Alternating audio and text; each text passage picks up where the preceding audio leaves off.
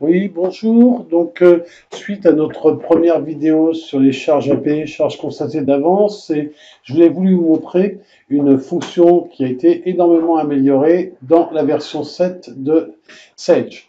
Bon, c'est une des choses qui est très fréquente, c'est comment faire pour déplacer une écriture d'un journal à l'autre, et on en profitera pour voir effectivement comment en même temps extourner ou annuler une écriture.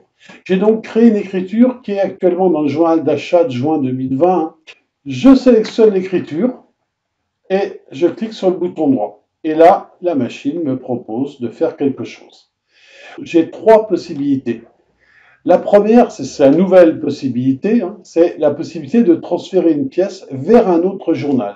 Ici, c'était une erreur, c'est bien une réception client, je l'ai mis dans mon journal d'achat de juillet, il fallait le mettre dans le journal, on va dire, d'OD de juin, je clique sur juin 2020 et je peux choisir le journal dans lequel je vais transférer mes écritures. Je vais le garder pour le journal des achats, par exemple, très bien. Vous voyez que là, j'ai deux possibilités. Soit je coche la case supprimer les écritures d'origine, ça va me transférer les écritures en juin et ça va me supprimer celles de juillet. Soit éventuellement, moi je m'en sers aussi pour ça, ça va me laisser les écritures en juin et en juillet. Voilà éventuellement une bonne méthode pour copier des écritures.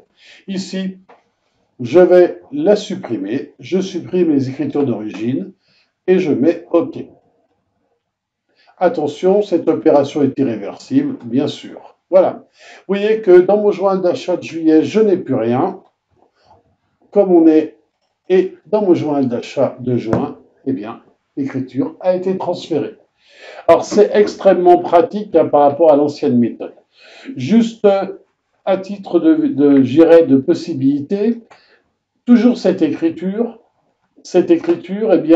c'était une erreur. Alors, vous allez me dire, j'ai qu'à la supprimer. Oui, vous avez raison. Vous pouvez la supprimer à condition qu'elle n'ait pas été validée ou verrouillée.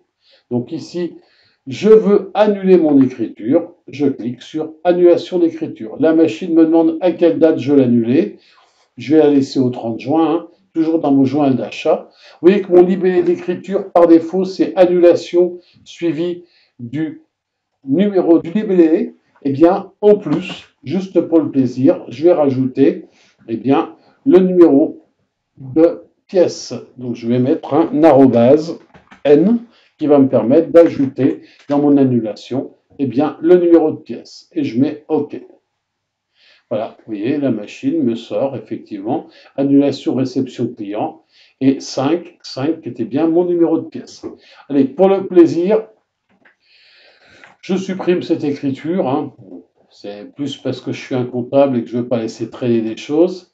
Là, autre chose, cette réception client, en fait, c'était une écriture que j'ai passée, mais je veux l'extourner. Pour les comptables, ça veut dire quelque chose. Ça veut dire que cette écriture, je l'ai passée en juin, mais en fait, il faut, entre guillemets, l'annuler en juillet. Je suppose que pour tous ceux qui ont fait un bilan, ce n'est pas une nouveauté. Même chose, je repars sur extourner, annuler. Mais là, je mets extourne d'une pièce. La machine me met par défaut, puisque je suis en juin, le 1er juillet, toujours le même code journal. Le libellé de l'écriture, ça sera extourne suivi du libellé de la pièce. Et je pourrais rajouter éventuellement, là je ne vais pas le faire parce que j'ai rien mis en référence en numéro de facture, mais je pourrais rajouter de la même manière mon numéro de facture, mon numéro de pièce, ma référence, etc. Ici, je me contente de mettre au 1.7 mon extourne, je mets OK, et que ça ne touche pas mon écriture d'origine, parce que c'est une extourne, mais si je vais en juillet, j'ai mon écriture extourne réception client. L'écriture a bien été passée à l'envers, et tout va bien. Voilà, c'était la nouveauté. Donc, la vraie nouveauté, c'est le déplacement possible ou la copie possible des écritures dans un autre journal. J'en ai profité pour vous rappeler comment on faisait une extourne et une annulation d'écriture. Je vous remercie de m'avoir écouté et je vous dis à bientôt.